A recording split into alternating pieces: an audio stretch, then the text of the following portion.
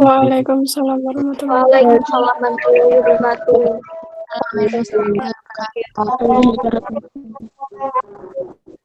Okay, thank you for participation. Let's start our class today by saying basmalah together. Bismillahirrahmanirrahim.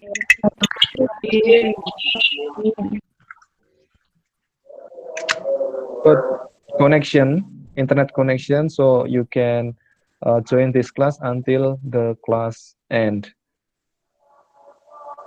Okay, as I said before, I tell about discussion about your works that you have done. Jadi kita akan membicarakan diskusi yang menarik mungkin yang sudah dikerjakan oleh teman-teman.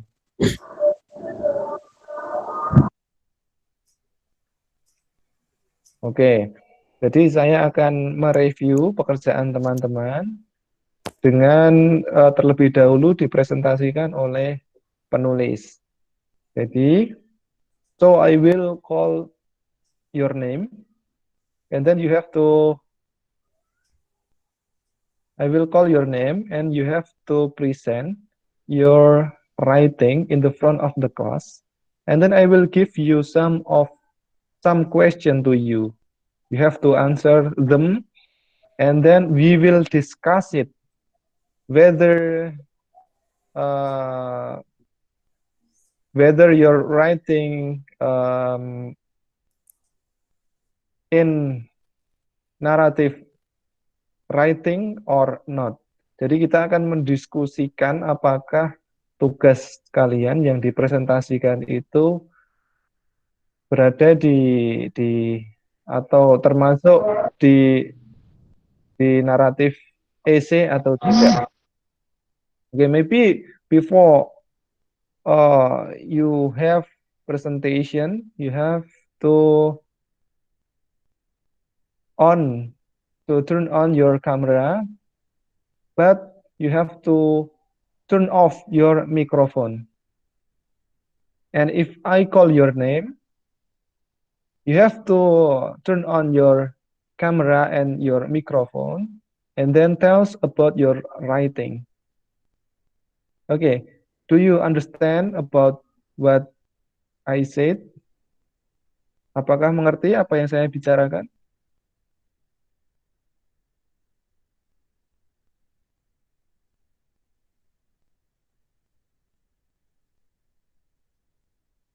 Tidak menjawab berarti paham ya.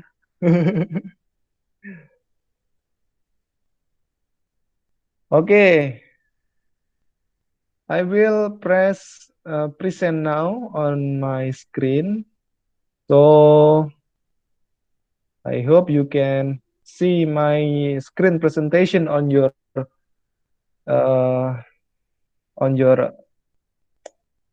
komputer. Jadi saya akan menampilkan presentasi di screen, dan saya harap kalian juga dapat menerima presentasi saya. Apakah bisa menerima presentasi saya? Bisa, Pak. Okay, very good.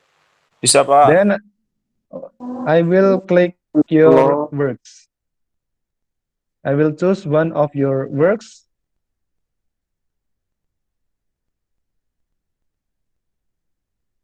And then please be prepared. You have to present your writing, your presentation. Oke, Mbak Nisa Nur Iswandari. Mbak Nisa. Ya, Pak. Is this your works, Mbak Nisa? Yes. Yes, sir. Tell us about your writing in the front of your class. In a brief description maybe. Deskripsi singkat saja.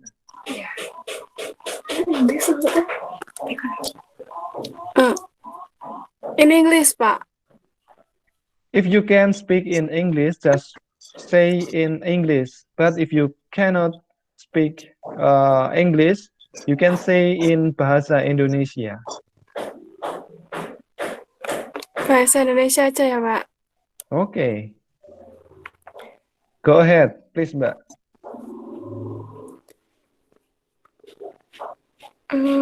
Assalamualaikum warahmatullahi wabarakatuh.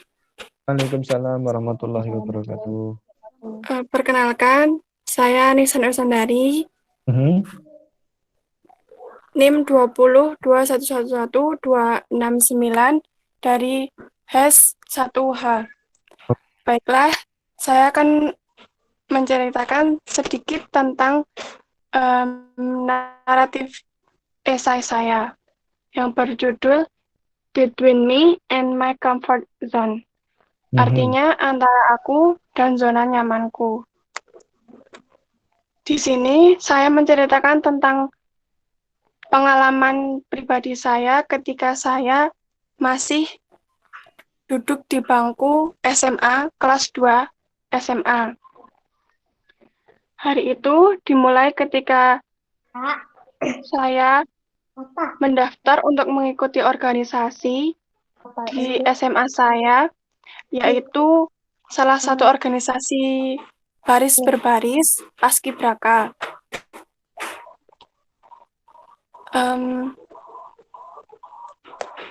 Di sini saya pertama kali mengikuti organisasi.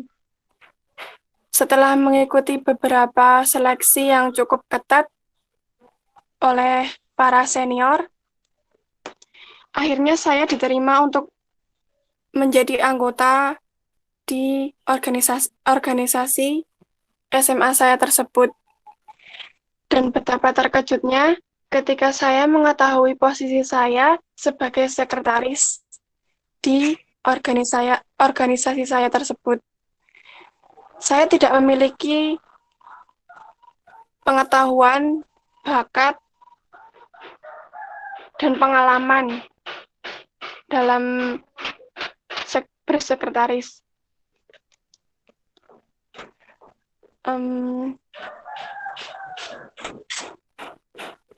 Saya sangat bingung dan tidak tahu harus bagaimana karena para senior di organisasi saya tersebut tidak memberi bimbingan kepada saya bagaimana menyusun proposal, surat penyurat, ataupun prosedur yang harus dilakukan dalam menyusun acara. Oke. Di sini saya sangat under pressure sekali, ditambah lagi dengan partner sekretaris saya yang tidak bisa diajak kerja sama. Kemudian saya mulai belajar dari teman-teman organisasi lain yang sesama sekretaris, belajar dari ibu guru, dan akhirnya saya bisa menyusun proposal dan membuat surat-surat dengan baik dan benar. Setelah itu, saya dapat menyusun acara-acara selanjutnya di organisasi saya tersebut. Di sini saya dapat belajar bahwa setiap kerja keras yang kita lakukan, kesabaran yang kita lakukan, itu berbuah hasil yang sangat memuaskan bagi saya sendiri. Dan ketika bekerja keras itu adalah hasil adalah sesuatu yang sangat memberikan banyak sekali pengalaman bagi saya. Mungkin itu saja, Pak.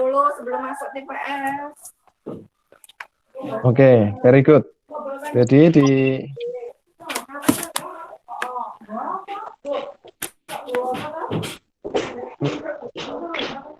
Mbak Nisa ya, pengalaman Mbak Nisa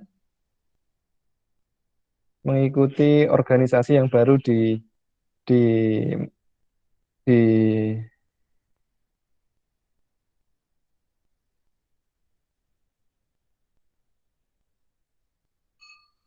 di SMA. Jadi ini memberikan Mbak Nisa ini memberikan informasi mengenai pengalamannya di ini mohon maaf ini saya pisahkan di cerita yang atas dan cerita yang kedua karena ini di atas ini menceritakan mengenai situasi ketika Mbak Nisa bergabung pada organisasi di sekolah. Dari mulai dia gabung kemudian sehingga dia apa namanya?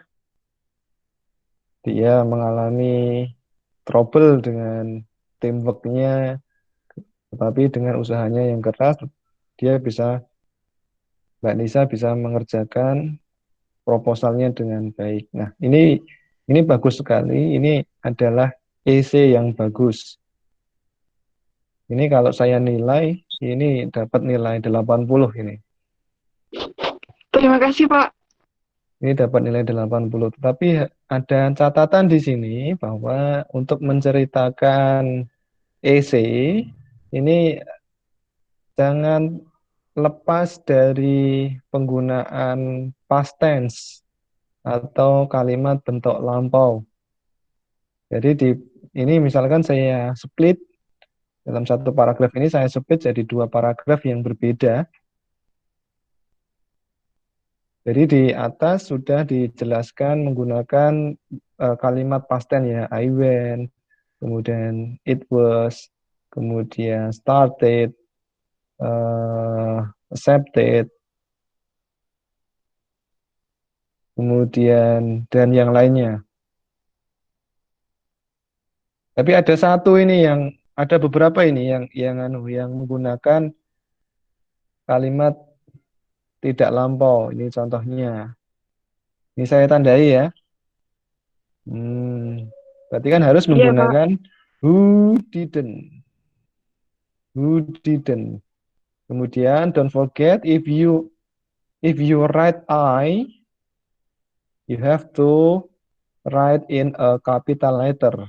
Jadi harus menggunakan capital letter di sini. I began. Kemudian di sini dan di beberapa bagian. Dan di beberapa bagian. Ini tulisannya sudah bagus ini. Ini menceritakan pengalaman personal. Kemudian ini juga I am required. I was required. Karena ini menunjukkan waktu lampau. Jangan lupa ini bukan bahasa Indonesia ya. Ini bahasa Inggris karena bahasa Inggris memang harus disesuaikan dengan penulisan bahasa Inggris yaitu untuk lampau harus menggunakan kalimat bentuk lampau.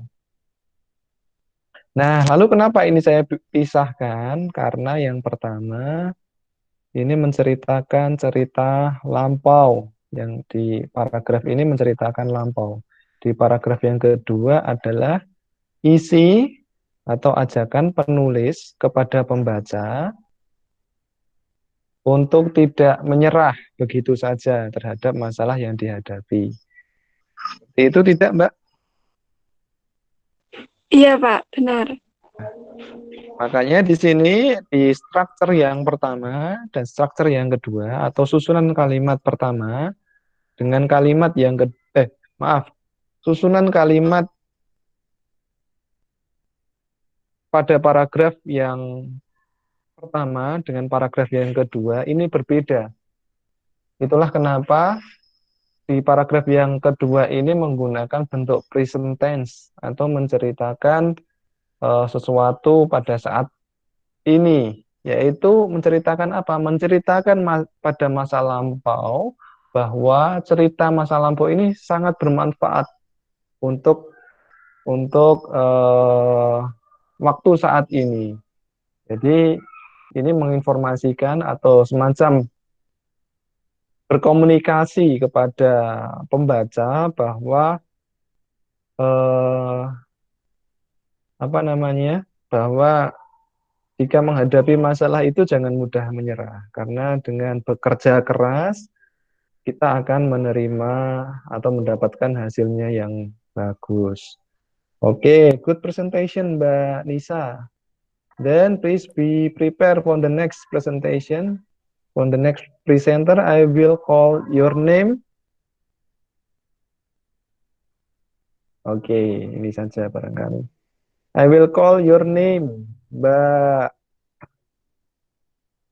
Khoiriyatun Husnul. Mbak Husnul, are you with me, Mbak Husnul? Iya, Pak. Please present your presentation. Please present your writing in a brief description, Mbak. And then tells the importance of your story. I will turn off my microphone because Iya, Pak. I hear azan. A long time ago, there lived on the island of Bali a giant-like creature named Kebo Iwo. The people of Bali asked to say that Kebo Iwo was everything, a destroyer as well a creator, who was satisfied with the meal, but this meant for the Balian people enough food for 1,000 men. Difficulties arose when for the first time the barns were almost empty and the new harvest was still a long way off. This made Kebo Iwo wild with great anger. Oke, mungkin diceritakan ke dalam bahasa Indonesia saja, Mbak, biar teman-teman yang lain paham. Ya, Pak. Dahulu kala, hiduplah di Pulau Bali makhluk mirip raksasa bernama Kebo Iwo. Orang Bali biasa mengatakan bahwa Kebo Iwo adalah segalanya, perusak sekaligus pencipta. Dia puas dengan makanannya, tapi ini berarti makanan bagi orang Bali cukup untuk 1.000 orang. Kesulitan muncul ketika untuk pertama kalinya lumbung hampir kosong dan panen baru masih jauh. Hal ini membuat Kebo Iwo marah besar. Dalam kelaparannya, dia menghancurkan semua rumah dan bahkan semua kuil. Itu membuat orang Bali menjadi marah. Jadi mereka berkumpul untuk merencanakan langkah-langkah untuk melawan raksasa yang kuat ini dengan menggunakan kebodohannya. Mereka meminta Kebo Iwo untuk membangun sumur yang sangat dalam untuk mereka dan membangun kembali semua rumah dan kuil yang telah dia hancurkan. Setelah mereka memberi makan Kebo Iwo, dia mulai menggali lubang yang dalam. Suatu hari dia makan terlalu banyak, dia tertidur di dalam lubang. Orang tertua di desa memberi tanda dan penduduk desa mulai membuang batu kapur yang telah mereka kumpulkan sebelumnya ke dalam lubang. Batu kapur membuat air di dalam lubang mendidih. Kebo Iwo dikubur hidup-hidup. Kemudian air sumur itu naik semakin tinggi hingga akhirnya meluap dan membentuk danau Batur. Gundukan tanah yang digali diberi sumur oleh Kebo Iwo dikenal dengan sebutan Gunung Batur. Sudah, Pak.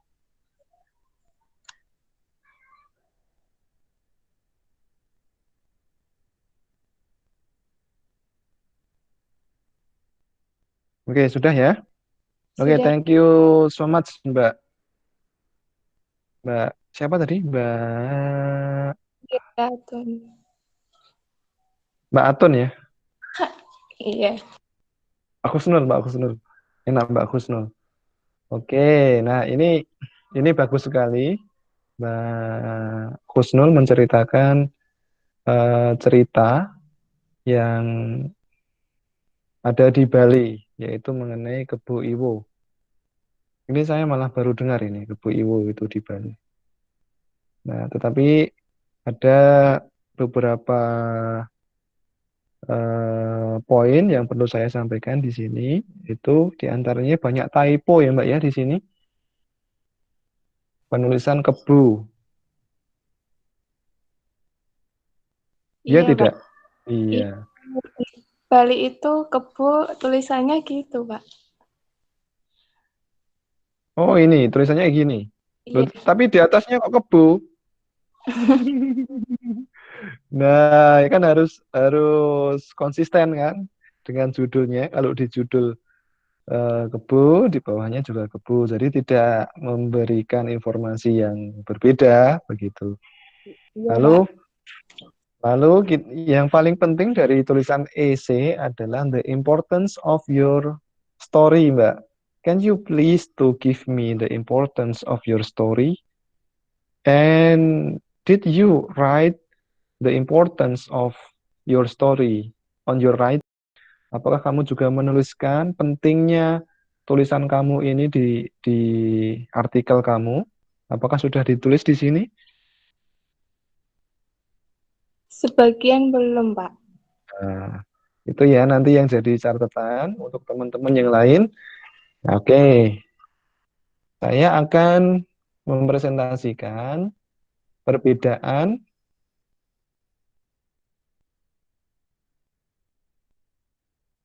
Oke, perbedaan antara naratif writing and naratif essay. Naratif writing and naratif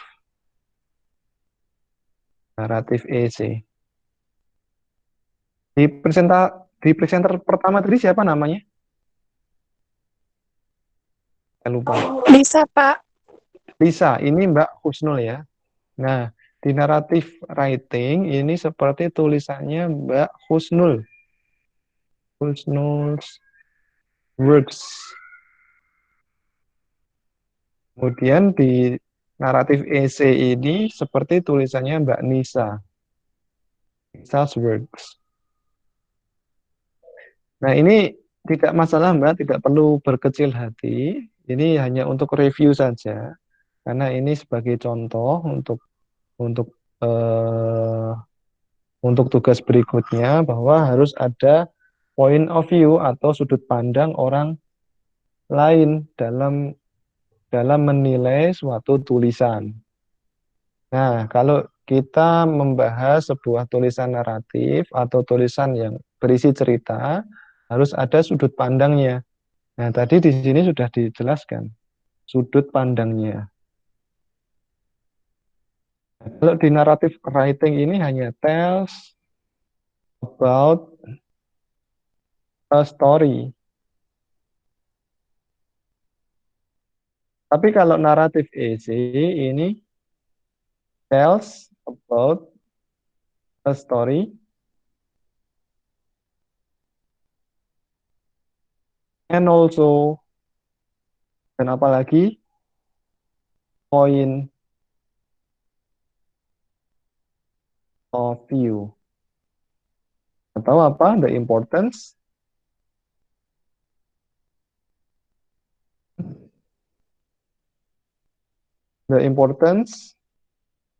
of your story. Nah, ini ada perbedaan ya jadinya ya. Teman-teman harus bisa membedakan antara naratif writing sama naratif essay. Jadi kalau naratif writing itu hanya bercerita tentang eh, sebuah cerita saja, tetapi kalau naratif essay itu lebih dari sekedar tulisan, yaitu menceritakan sebuah cerita dan sudut pandang orang menilai tulisan kita. Atau kita bisa menyebutnya the importance of your story. Pentingnya dari cerita Kebo Iwo itu apa? Gitu. Coba Mbak Husnul, tells about the importance of story Kebo Iwo.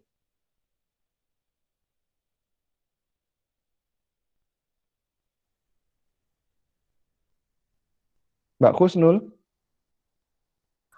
Iya, Pak.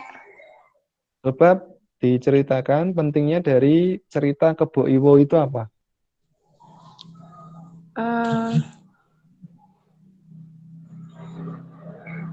menceritakan tentang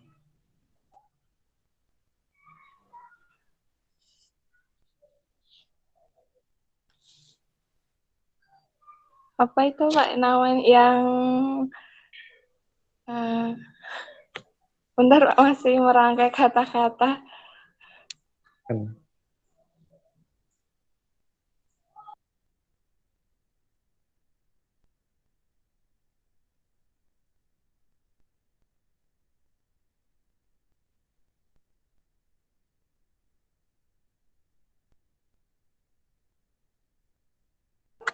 Ya, menceritakan tentang Kebu Iwo yang perusak segala yang ada. Terus menceritakan tentang Kebu Iwo yang serakah. Nah, berarti keserakahan. Nah, keserakahan apa yang bisa kita ambil dari hikmah Kebo Iwo itu? Jangan serakah terus terhadap apapun, terus bersyukur gitu Pak. Ya, berarti ini juga menjelaskan bahwa cerita itu juga memberikan gambaran kepada pembaca. Ini kan nantinya tulisan kamu itu kan dibaca banyak orang, termasuk saya dan teman-teman. Ini memberikan cerita kepada dan pelajaran, bukan hanya cerita, tapi cerita dan pelajaran kepada pembaca bahwa kita sebagai orang tidak diperkenankan untuk berbuat serakah kepada siapapun, agar tidak bernasib sama seperti Kebo Iwo. Jadi karena keserakahan, dia akhirnya bisa dibodohi oleh orang-orang yang tidak suka dengan Kebo Iwo. Seperti itu. Oke, sampai di sini ada pertanyaan untuk teman-teman yang lain?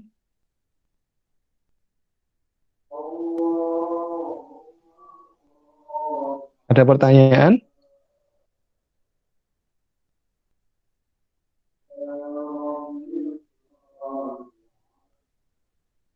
Mohon maaf ya, ini sambil menidurkan si kecil, tapi semoga tidak mengganggu aktivitas perkuliahan. Mau tanya Pak. Monggo Mas. Siapa ini yang bertanya? Who speaking? Reza Ananda. Oke, Mas Reza Ananda. Please Mas Reza. Cara menemukan ide gagasan ide pokok atau gagasan utama itu dalam teks naratif biasanya terletak di awal paragraf atau akhir paragraf. Ya, oke, thank you Mas Reza. Cara menemukan ide pokok. Ini ide pokok atau Gagasan kesimpulan? utama sama ide pokok, Pak. Yang utama itu adalah ide pokok, Mas. Oh ya, sama. Sama. Ya, Pak. Jadi gagasan utama itu adalah rangkaian kalimat yang menceritakan keseluruhan dari cerita. Misalkan tadi ya ceritanya Kebo Iwo, yaitu menceritakan Kebo Iwo serakah yang akhirnya dibunuh oleh warga di Bali. Itu adalah gagasan utama.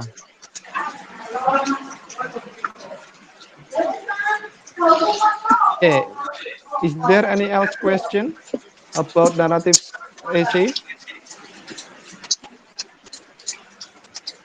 Jadi,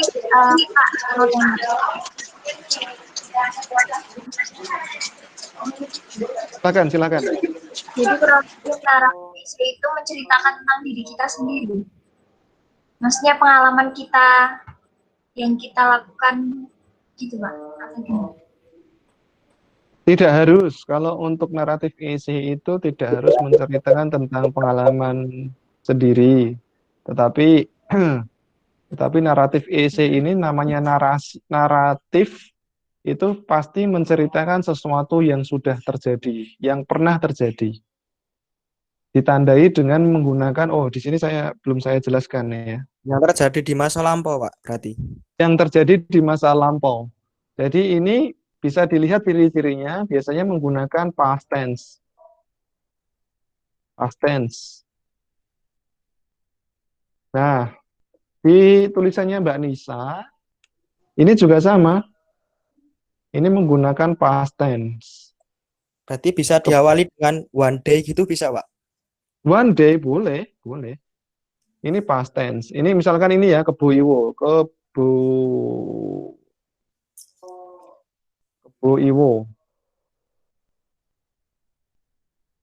Nah, di paragraf yang pertama ini ditandai dengan past tense. Karena ini menceritakan cerita masa lampau. Ini judul, kemudian di paragraf yang pertama yaitu past tense, kemudian di paragraf yang kedua yaitu menceritakan sisi positif dari cerita Kebo Iwo itu apa? Oh, bukan Kebo Iwo. Tadi apa yang punya Mbak Nisa tadi? Me and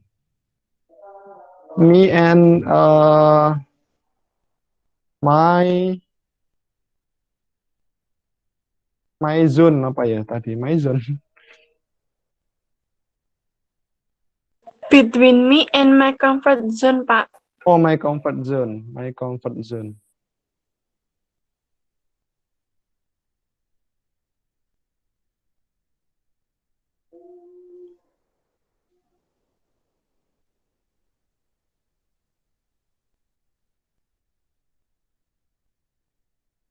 Between me and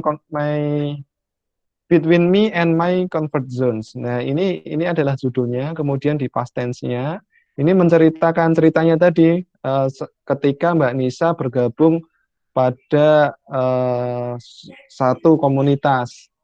Nah, kemudian di point of view ini menceritakan pentingnya apa? Pentingnya sebuah kerja keras. Makanya di tulisannya Mbak Nisa tadi, oke saya buka lagi.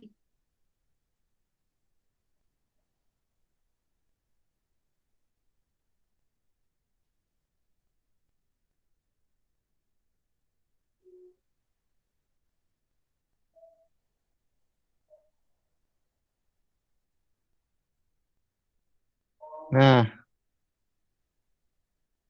makanya di sini pada paragraf yang pertama ini ceritanya dari Mbak Nisa bergabung pada satu komunitas.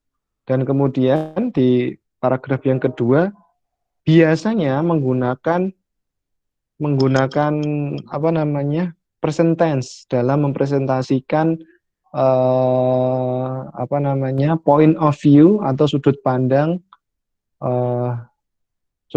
pembaca. Jadi bahwa dari kejadian di atas menggambarkan bahwa kerja keras, bahwa support dan bantuan teman dapat apa namanya memberikan semangat, dan semangat itu bisa akhirnya dan bisa menyelesaikan pekerjaan dengan baik.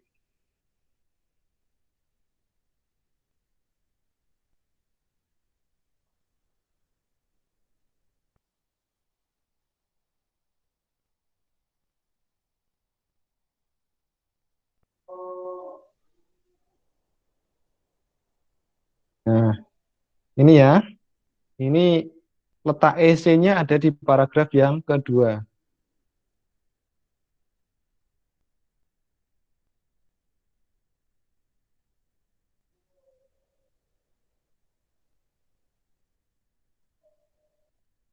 Nah, ini bisa menggunakan past tense atau present tense. Kenapa ini menggunakan present tense? Karena sesuatu yang terjadi pada masa lampau itu kalau kalau hanya menceritakan pada masa lampau seperti koran, yaitu menceritakan berita-berita yang terjadi pada saat itu, pada saat yang akan datang pasti itu akan basi. Berbeda dengan artikel seperti ini, artikel esai seperti ini meskipun cerita masa lampau tentang Kebo Iwo, cerita masa lampau tentang Between Me and My Comfort Zones, tetapi ini akan memberikan situasi yang berbeda oleh pembaca, yaitu ada nilai atau value arti dari sebuah cerita, sehingga mengajak pembaca untuk apa namanya, untuk menginterpretasikan bahwa bacaan ini bukan hanya sekedar bacaan, tetapi ada nilai positif dari sebuah bacaan. Oke, ada pertanyaan lagi?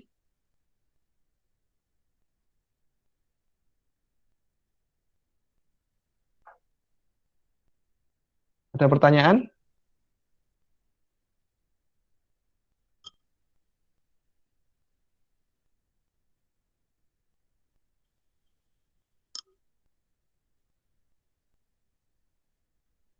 Oke, ada pertanyaan? Tidak ada ya?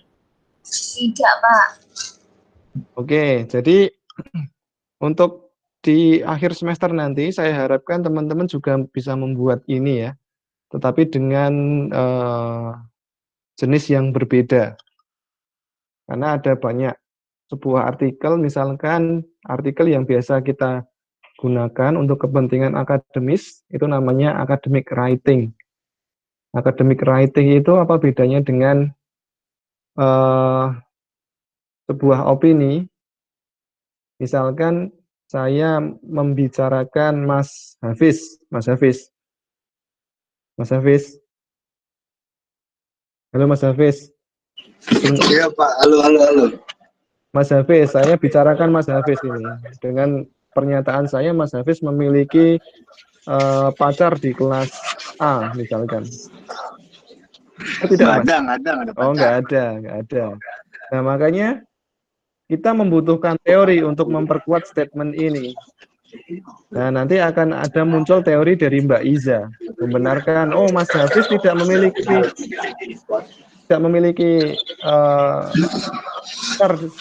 dengan orang di kelas A, tetapi Mas Hafiz memiliki teman dekat di kelas teman A. Teman banyak. Temannya banyak. Berarti mematahkan opini saya bahwa Mas Hafiz memiliki pacar. Nah, itulah gunanya teori. Teori ini melengkapi atau menguatkan atau melemahkan statement seorang penulis. Begitu. Jadi nanti ada lagi tulisan dari teori dari Mbak Anggi Bulan misalkan. Mas Hafiz tidak memiliki pacar, tapi dia memiliki teman. Temannya siapa? Teman perempuan, entah siapa saya tidak tahu. Tetapi itu adalah teori misalkan ya ini Mas ya. Ini hanya untuk contoh menggambarkan suatu gagasan diperkuat oleh teori, data, dokumen, pendukung dan lain sebagainya. Nah, kalau di ilmu bentar Pak, koneksi jelek. Oh. Ya, kalau di ilmu hukum ekonomi syariah, biasanya teori tidak hanya dijelaskan oleh peneliti sebelumnya ya, tetapi biasanya bisa dikuatkan dari Al-Quran dan hadis. Begitu. Oke, ada pertanyaan sampai di sini? Tidak, Pak. Tidak atau tidak tahu ini?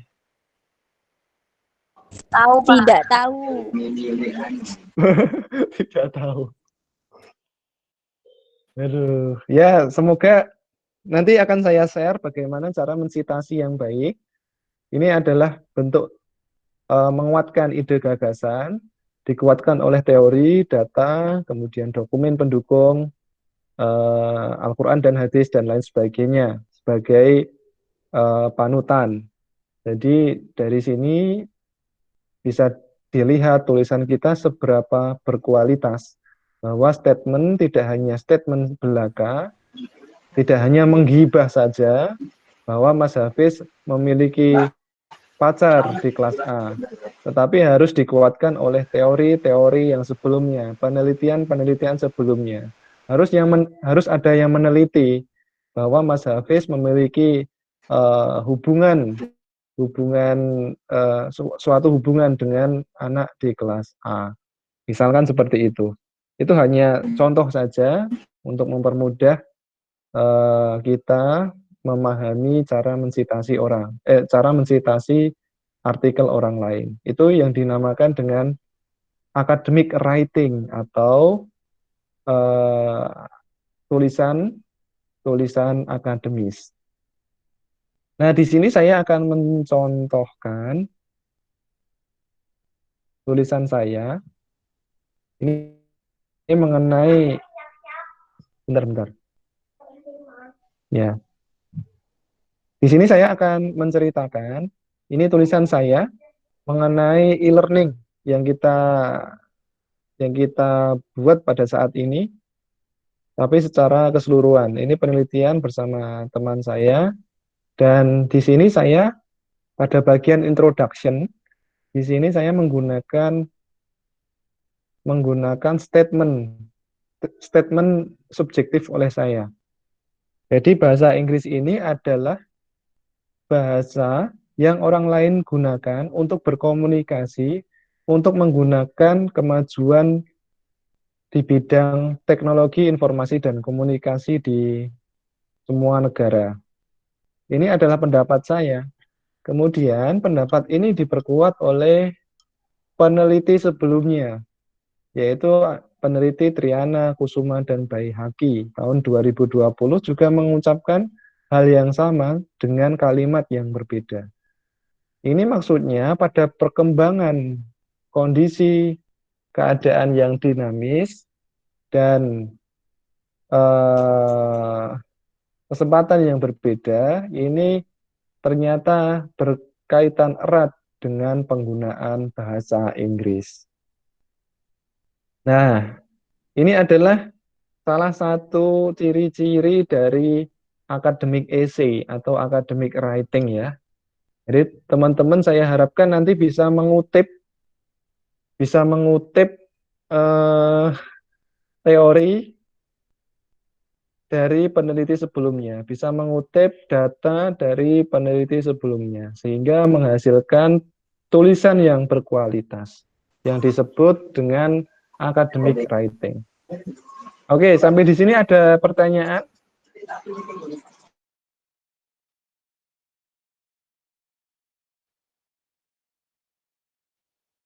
Okay, is there any question, everyone?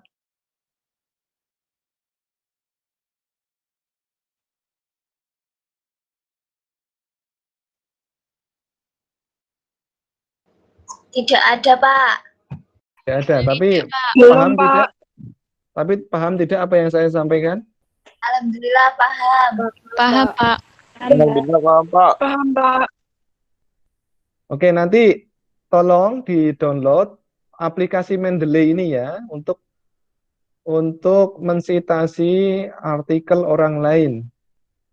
Jadi saya harapkan nanti apabila saya pada pertemuan terakhir saya sampaikan kisi-kisi ujian akhir semester untuk membuat academic writing, teman-teman harus menyiapkan Open Mendeley atau Mendeley, aplikasi Mendeley untuk aplikasi yang mengatur sitasi teori yang kita ambil.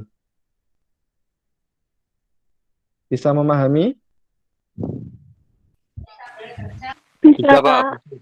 Bisa, Pak. Gunanya Pak. Mendeley itu seperti apa?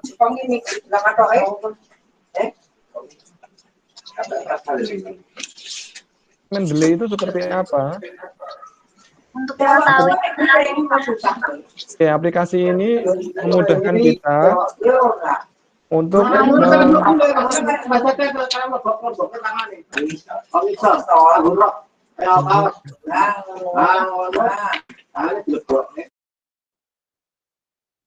aplikasi ini memudahkan kita untuk melakukan atau mengatur sitasi secara teratur.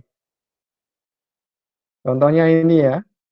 Ini tadi saya hapus citasinya, kemudian saya masukkan dengan cara klik citation, kemudian saya tulis pengarangnya atau penulisnya, Bayi Haki, misalkan seperti ini, kemudian klik OK. Kemudian di tulisan kita akhirnya akan muncul citasi seperti ini. Nah, bukan hanya itu, bahkan referensi akan secara otomatis dituliskan oleh aplikasi di bagian paling bawah. Nah, seperti ini. Oke, nanti untuk keterangan detailnya akan saya sampaikan di e-learning, di pertemuan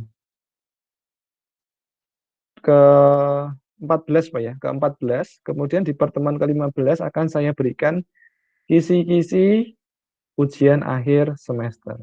Oke, sampai di sini ada pertanyaan?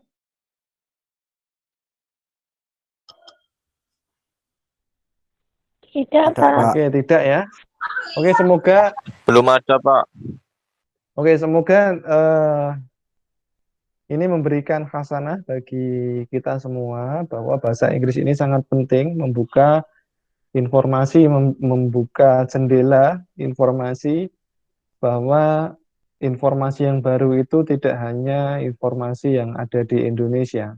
Bahkan di luar Indonesia pun informasi yang baru itu sangat komplit. Itulah kenapa bahasa Inggris ini sangat dibutuhkan oleh semua orang di Indonesia untuk mengetahui informasi-informasi yang baru, untuk mengetahui teori-teori yang baru yang menarik untuk kita diskusikan di academic writing, di academic essay. Mungkin cukup sekian dari saya.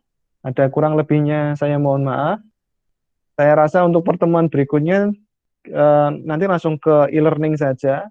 Akan saya share cara penggunaan Mendeley, kemudian termasuk di pertemuan terakhir akan saya share kisi-kisi ujian akhir semester. Oke, mungkin ada pernyataan atau ada saran, kritik, atau tambahan mungkin dari teman-teman. Saya persilahkan. Silahkan.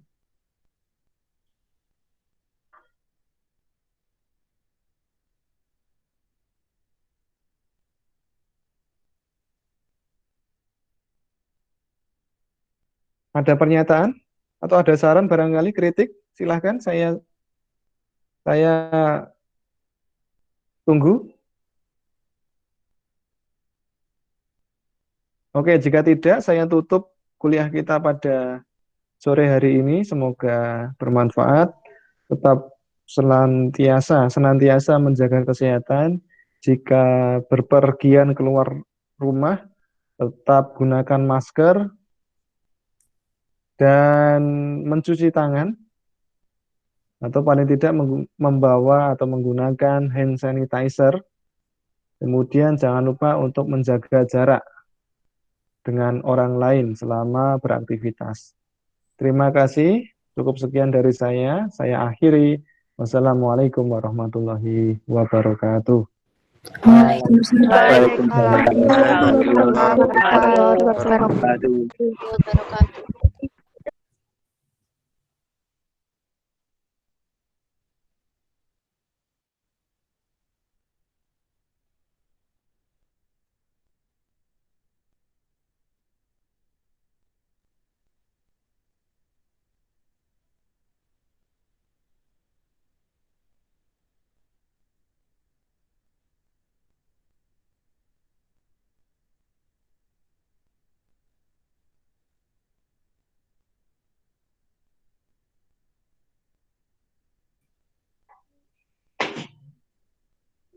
Mana rokok?